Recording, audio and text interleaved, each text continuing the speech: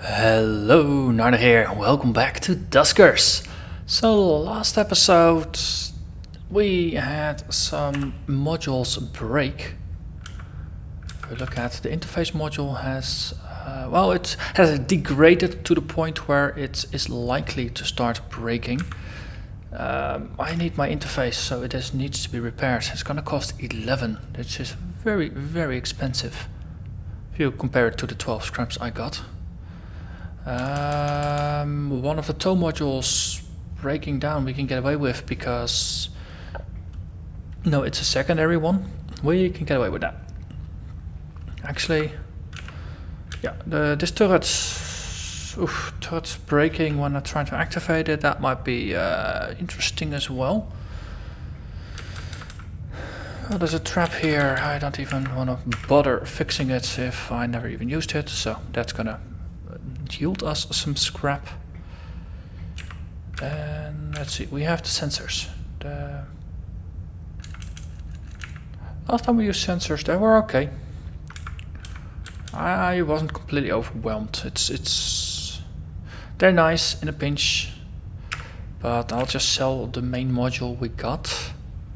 So this is gonna cost us a total of 5 scrap. The nice thing is that, let's see, drone wise we have too many drones, because we can only carry a limited number of drones, and we've actually reached that. So we have 4 drones that we can deploy. Then we have 3 spare drones that we can swap in and out between missions. The thing is, if we have 7 drones in total, then we can't actually pick up more drones. So I'm just going to convert 2 of them into scrap. Boom. So that way we have 2 slots again to pick up new drones, and we have a bunch of scrap that we can use to fix modules. One of the modules that needed fixing is the remote power module. Used it 4 times, and it's I really like it, and I don't really want to go without it. That's simple as that. So this tow, it's secondary important, this turret as well, so for now I'm not going to bother repairing them. These probes, however, I used them 4 times and already they are about to start breaking. Not going to do it for now. If we lose them, that's it. But yeah, I don't think they are important enough. I mean, they're fun. Well, I'm just gonna use them and see when they break. So, next up, a Class B military vessel. Let's explore. So, it's double checking. We don't have the pry bar equipped. I took the sensors off of someone. I think that was Tweaky. So we can just give you the sensors back. Oh, this is a second pry bar, because we already have one up here. Sure, fine. Sarah, the generator, you are actually a perfect holder for the probes, because the probes, once you launch them, you don't really care about them anymore. So this is actually a better setup.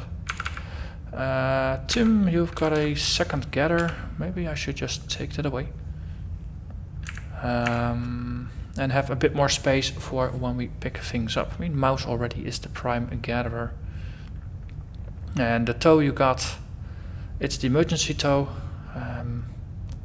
Same for the turrets. So for now, let's see how this works out. And then we got Tommy as our spare drone in case we lose one of the others.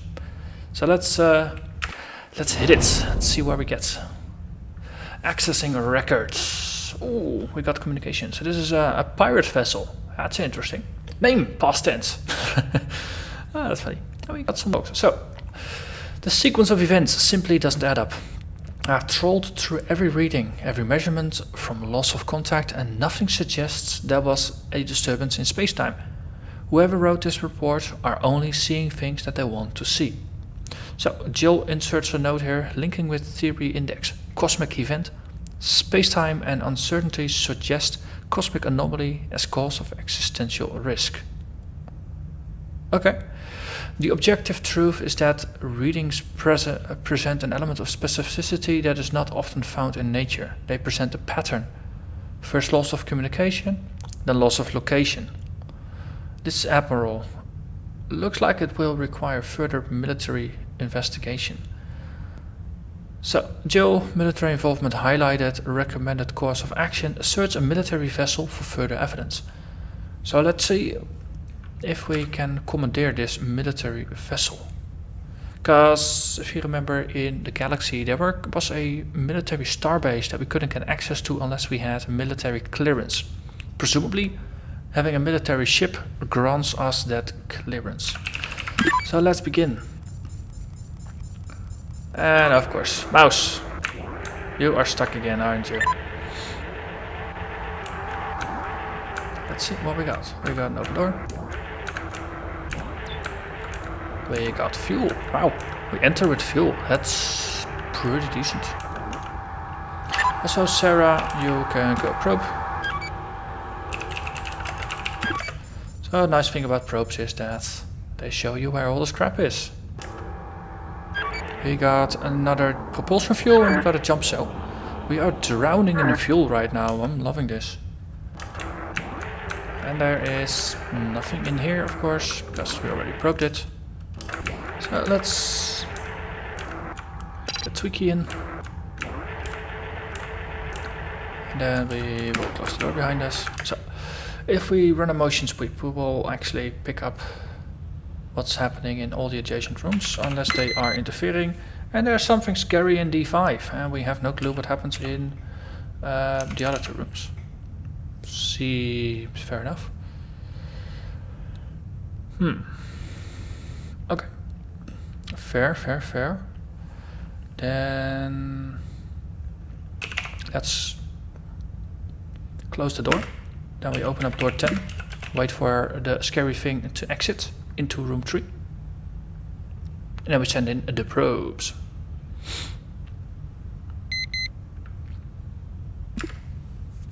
Might have been a wiser idea to actually lock the probe into room 3 as well, so we could let it go back, but yeah, wasn't really thinking that one through too clearly. So apparently this room is now clear. We can just go in. We got more power here, that's good. We got a vent. I have a very strong dislike of vents, especially since it's next to the interface. So what can we do in the interface? It's not powered, of course.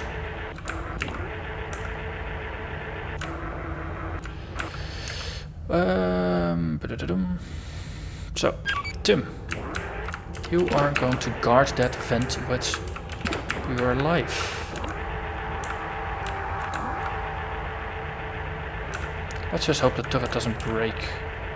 Now try to set it up.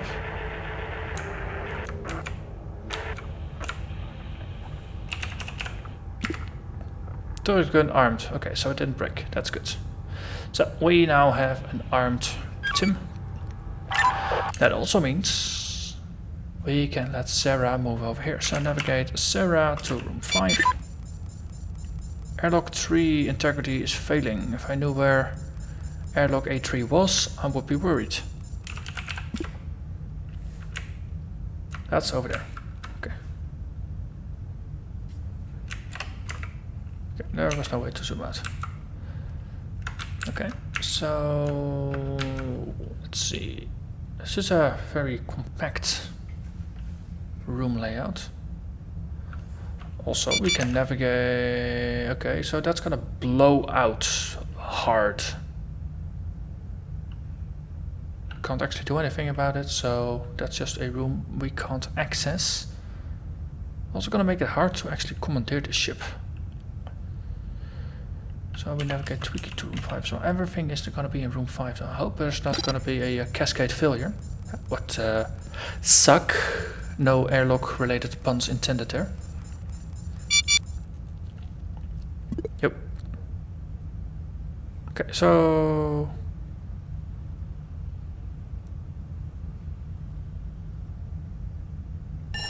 yeah.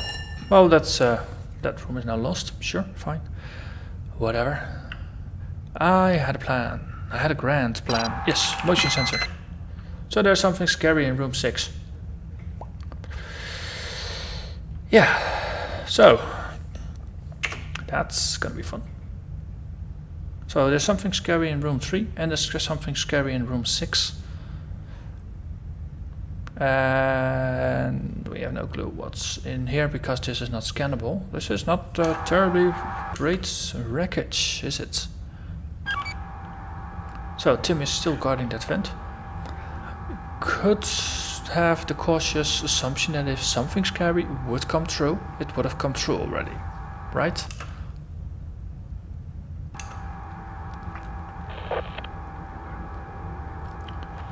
So let's reposition Tim.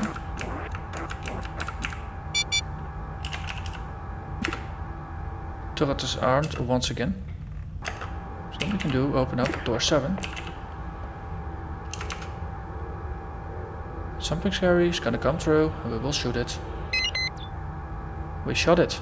Excellent. It's also now blocking the door.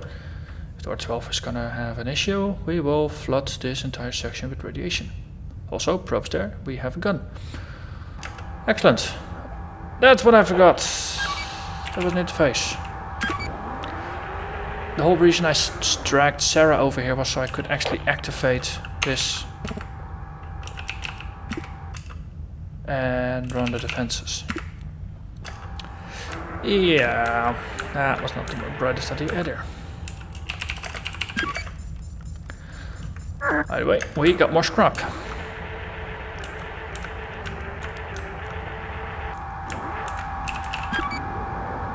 More scrap here as well. Okay, so we have a couple more rooms to scout and I'm just gonna use this turret for all it's worth. It might as well break after we are done with this room. So I might as well make the most of it. Go 10, go.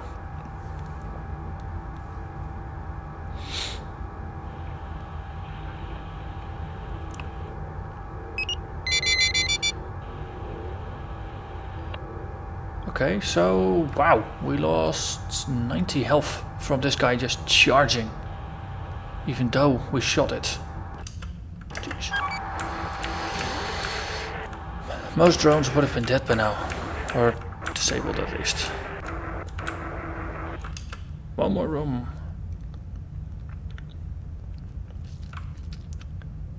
It's not scannable.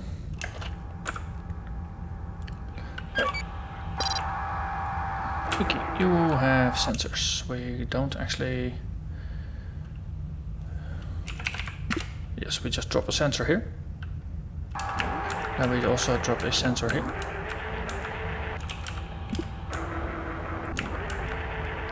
That way I can just send out everybody. Oh, I need to arm the gun first.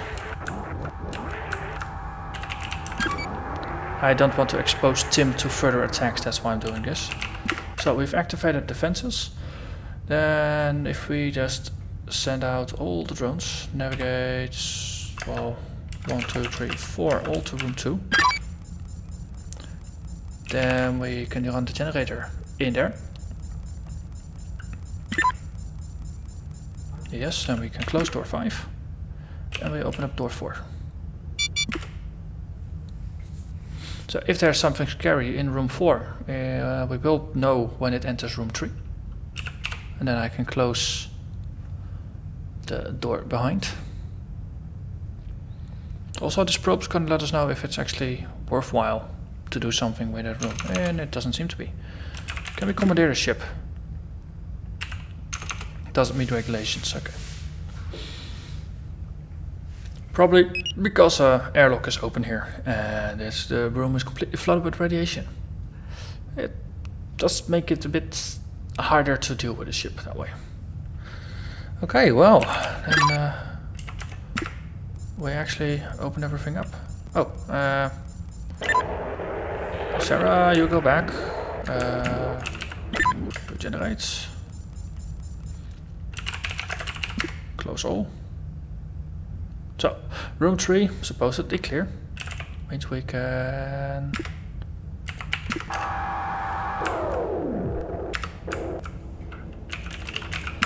pick up, we get out.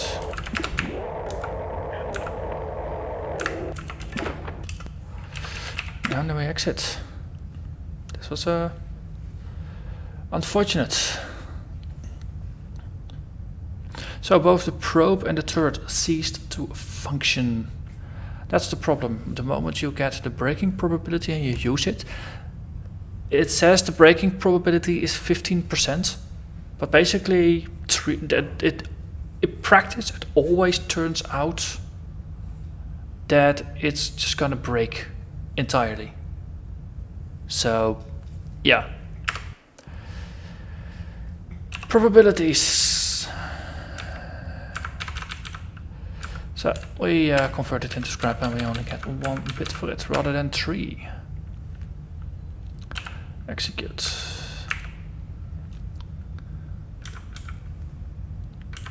So the ship slots are also slowly starting to deteriorate, which isn't a really good thing. So we still don't have a military ship, so we can't get in here. Also we need a transporter, which we don't have.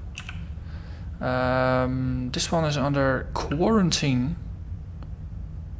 Space Station Class D. 2 infestation types. And this is also an outpost that we can't get to. So, quarantine, interesting. We got 4 fuel. So we could actually go here. What can we do with it? Oh, need to do the quarantine bypass. That sucks, so we don't actually have any spare fuel to go to the Stargate. Okay, that means we jump. So, we've been here, then this one is gonna be next. So we jump, we explore, and next episode we are gonna see what we can find here. Oh, actually we have the logs, so we can just double check that first.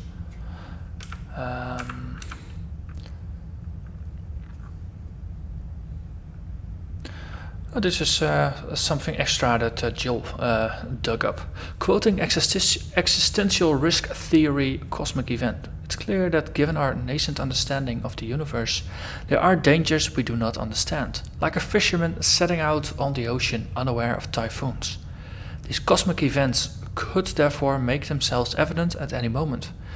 Then there are our various advancements in technology, many of which could trigger such an event before we fully understand what we've done. And it could be impossible to get that genie back in the bottle. It's like self-aware AI. Dum dum dum. Let's see. So pandemic is one of the existential risk types. Unfiled, just some logs.